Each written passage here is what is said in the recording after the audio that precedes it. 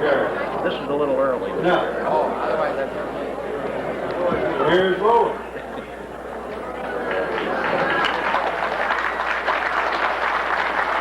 I would be closer.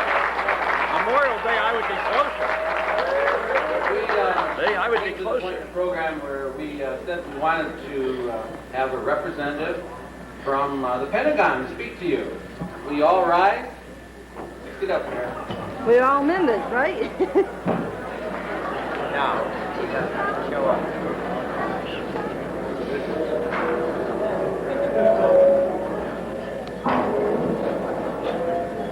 Sounds like a whale.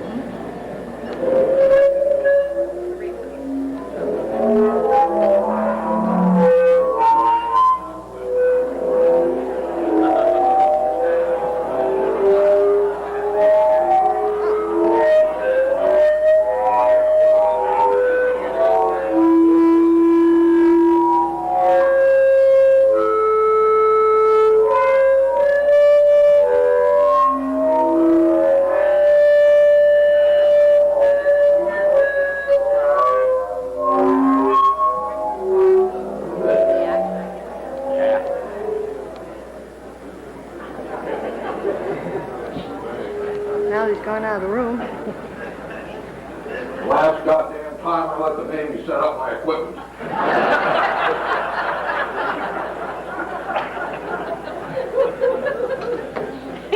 All right, be seated. Yes, sir.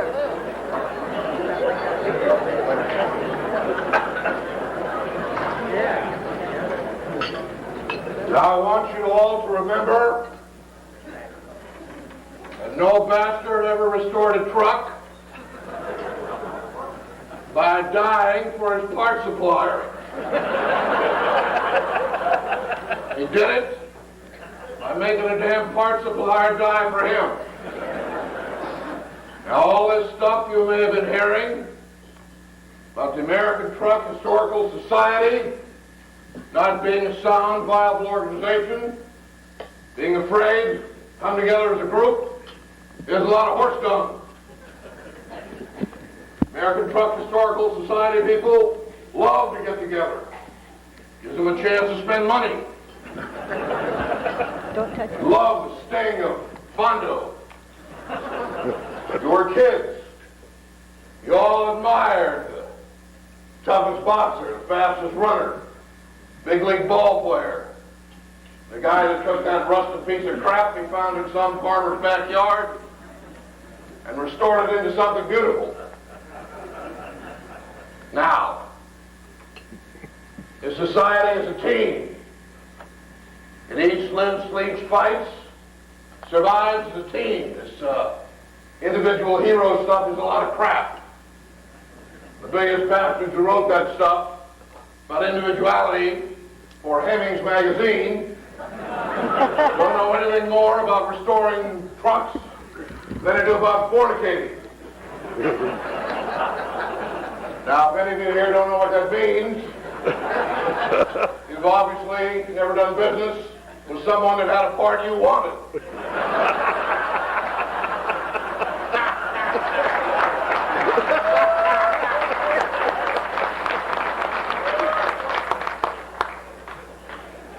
We have the finest restorations, best mechanics, best drivers, best spirit, best damn people in the world right here in this room. Right.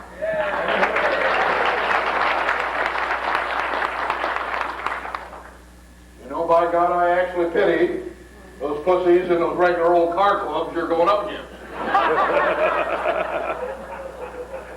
We're not just going to murder them. We're going to wade into them, take one of those big 18-wheelers out there, and roll over their little powder puff cars. We've been wondering just what the hell hit them. Now, some of you people I know may be wondering whether or not you'll check it out in the middle of a restoration. Don't worry about it. I can assure you that you will all do your duty. If your wife ever finds out how much money you have invested in that piece of property, you won't have any choice but to finish it.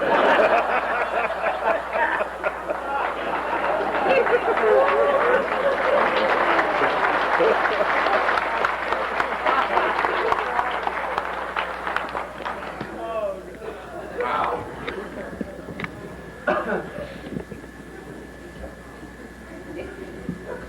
30 years from now, when you're sitting around your fireplace, some broken down shack with a $500,000 truck, under $250,000 worth of tarp, your grandson comes up and asks you, what did you do? Great hobby war of the 1980s. You won't have to cough, look down at your feet, say, well, I shovel shit with stamp collectors. You can say with pride, by God, I collected something worthwhile. When I was finished, I had something. All right, now, you sons of bitches, you know how I feel. I'll be proud to ride in any one of your trucks, anytime, anywhere. Now, at this particular time, I've been authorized to make a presentation to all of you. Attention to orders. Permanent order number 26-67, 28 April 1989. Two American Truck Historical Society members from Commanding General 3rd Army. Subject, Mortar Pool Sergeants, appointment as.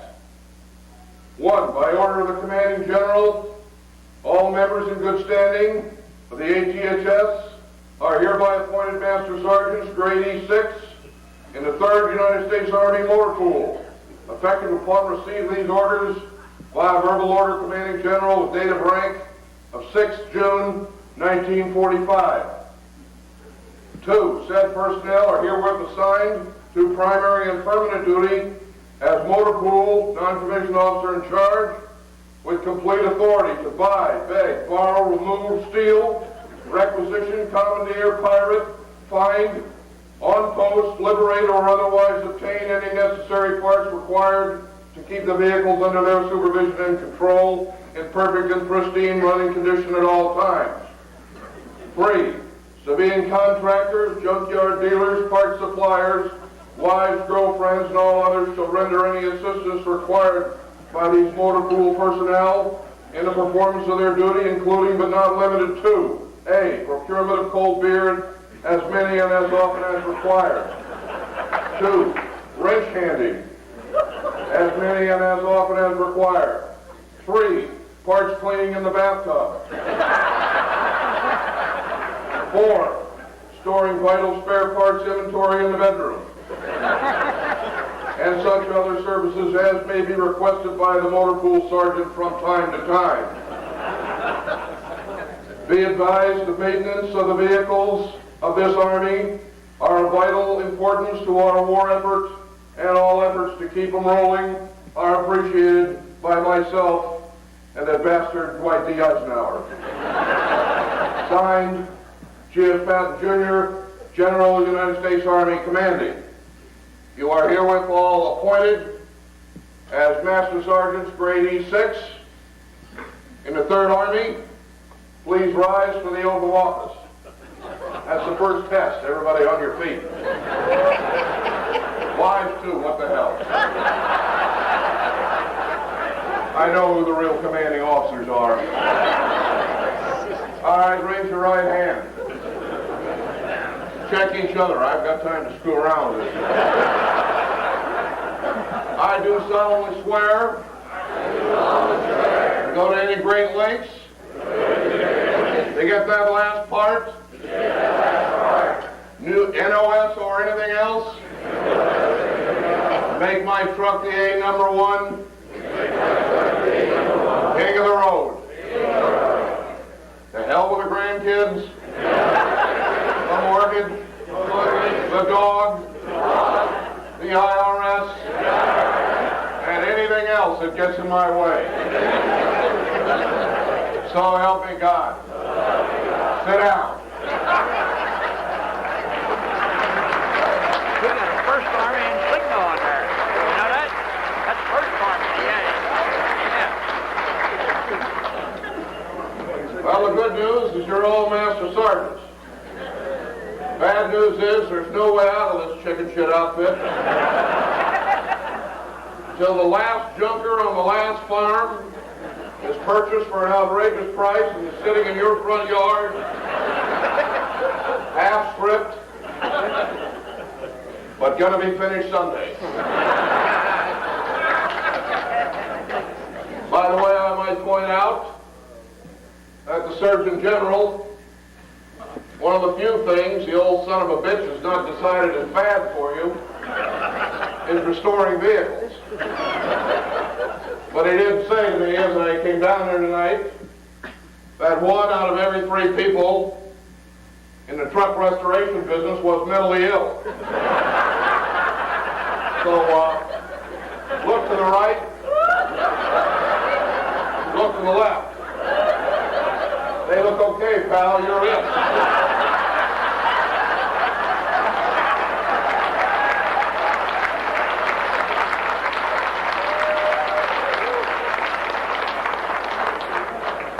Pentagon humor there. Well, as I was billed as a representative of the Pentagon tonight, I thought it might behoove me to speak to you a little bit about the new generation of Army trucks that will be available in the next 30 years for restoration. My advice to you is forget it. They're pieces of crap already. The last guys that knew how to build trucks went out with Ford, Jimmy, White, Mack, Studebaker, and now we have plastic trucks, aluminum frames, composite engines. Believe me, you don't want them. The only thing worse than the vehicles we have today are the vehicles in the Soviet Army, which come out of the factory looking like they're restored. Of course, now the Soviets have a neat parts policy. They have one engine fits all, one set of fenders fits all. They don't have any problems with that. I think it's altogether fitting that people like you are maintaining the great American traditions that are so embodied in those wonderful machines that you spend so many hours restoring to their original pristine conditions. I want you to know that all about from the Civil War on, that trucks and transportation have been a vital part of the Army. An Army nowadays cannot fight without transportation, couldn't fight in World War II without the trucks, the jeeps, the command cars. Those of you who were fortunate enough to be around the last of the great fun wars, during the days when we knew how to kick ass, by God, I'll tell you, I wish they'd have sent me to Vietnam. I'd have made a parking lot out of that goddamn country.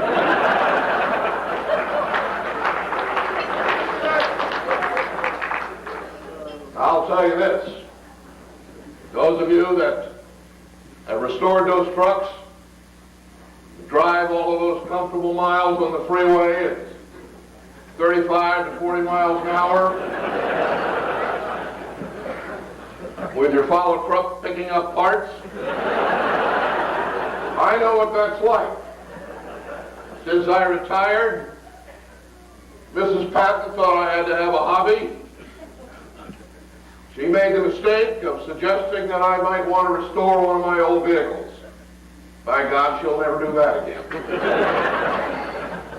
This is the beginning of Mrs. Patton's suit for divorce. I want you to know that somebody could stand up here and talk to you all night about the trials and tribulations of restoration, but by God, if they haven't been there, they don't know what hell is all about. I started out with a 1942 Ford GPW, quarter-ton utility vehicle. Went out and bought my first wreck. Now, I'd heard that you could always buy these Jeeps in a box for $50. How many of you have heard that story? There ain't no such animal.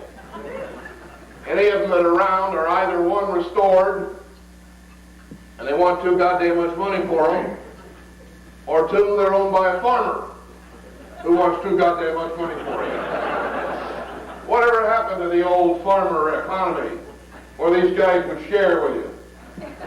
Come out, you find a rusted hulk in the back of their pasture, and hell, I don't know what it is, boy, but if you'll haul it off, it's yours.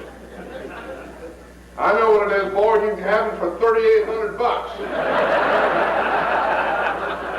And the fenders are extra. Want a lemonade? $1.50. How many of you have been there? I know what it's like to drive down the freeway, get into accidents all the time because you're constantly casting your eye to the left, to the right, looking for them old junkers. See something buried in the junkyard, you say, wait a minute, honey, you got to stop and see that. That may be a 1928 Rio. The wife says, I don't give a shit. We've been on the road for 8 days in our vacation. We've gone 36 miles.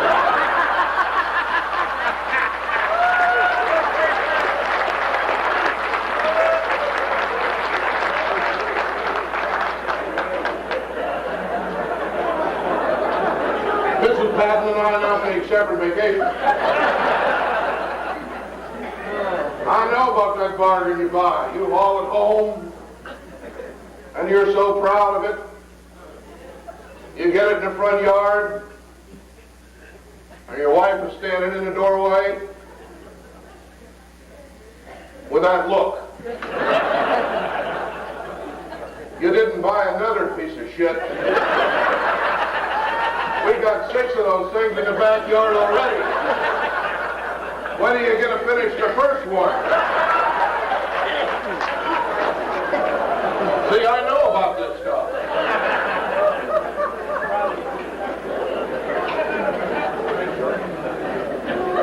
And those fenders that you finally found that were guaranteed not to rip, tear, shredder, shrink, rust, or rot, by God, original. So you turn it over and it's stamped made in Taiwan. I bet you didn't know that Pierce Arrow had a Taiwanese factory. Who else would spend $50 a year for Hemmings to find a $12 bolt that originally cost 3 cents? But by God, it's important. You gotta have that bolt. I know a guy, I took my Jeep when I finally got it finished, $12,000 later, which is kind of awesome considering that the out-the-door price in 1945 was $431. Now in the process of doing this, I defoliated my entire wife's backyard. I didn't realize that the chemicals I was using to strip the paint would kill any flower within 400 yards. I mean, I'd have been better off if it was Agent Orange.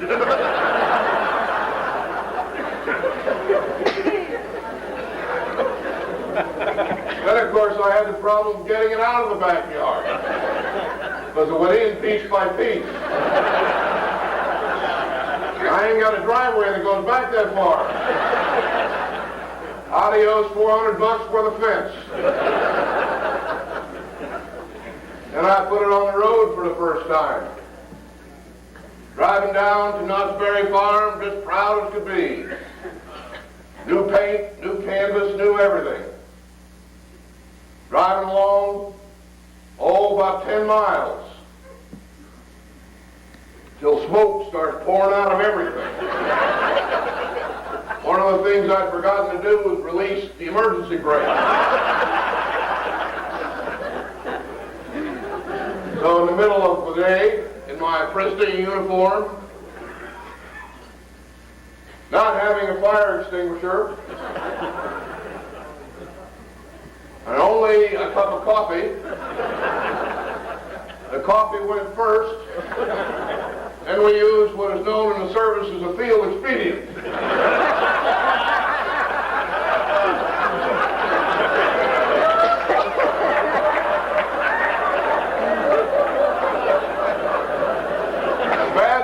I'm in the middle of filling this cup and the highway patrol comes by.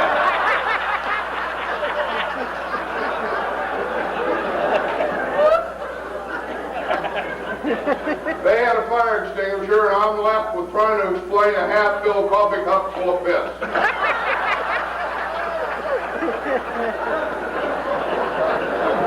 But you know, in this business you learn to lie real easy. I told them it was antifreeze before they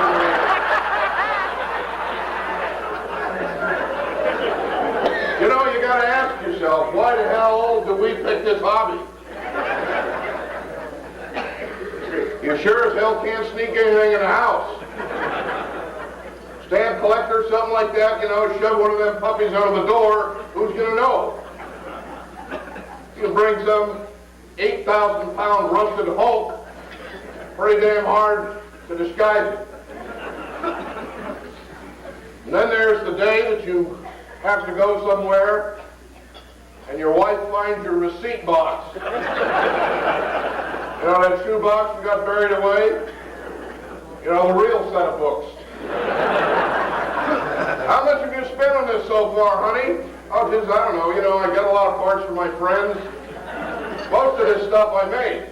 Now it all came with the original stuff. There were boxes. They were out in the garage. You just didn't know I had that there. Now the engine, no, it looked like that when I got it. And then you come home and she's got the bills. That's the time when you get the new swimming pool, the mink, all that good stuff, and you learn to talk real quick. That's why guys that are in restoration are always quick on their feet. They always got an answer for everything.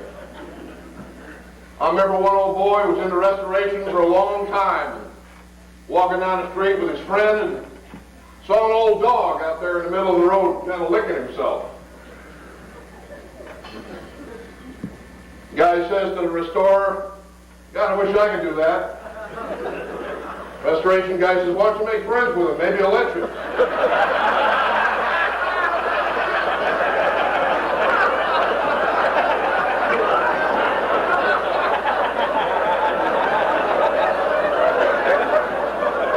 That's the kind of mind it takes to pour that kind of money.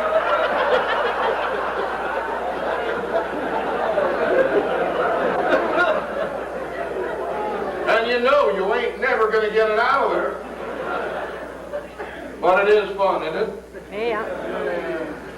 Would any of you do anything else? Nope. I don't think so, and by God, I'm proud of all of you. That's the kind of hobby that a man has.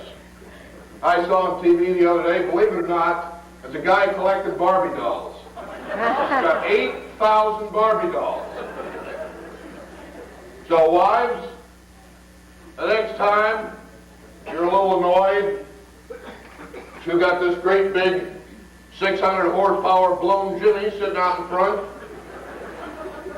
Think about it. Your old man could have 8,000 Barbie dolls.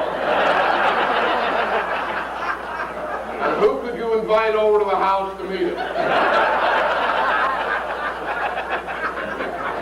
This is a tough damn hobby.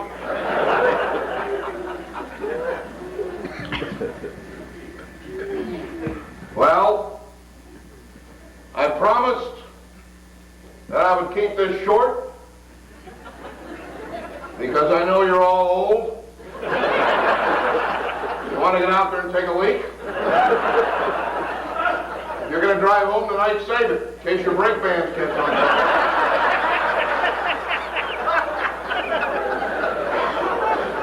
I also have to come home. Mrs. Patton wanted me home early. She left me with one admonition as I came down there tonight. She said, George, you old son of a bitch, don't buy a goddamn thing. Goodbye. God bless you and never give it up.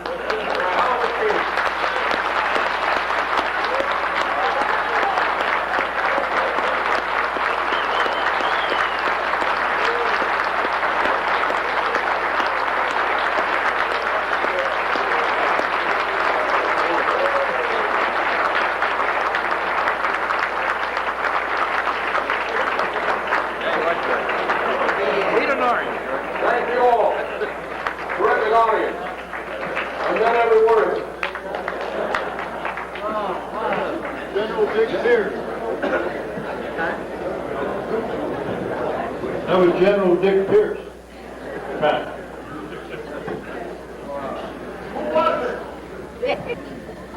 Truck Historical Society, Red Lion Inn, Ontario, California. April 29, 1989.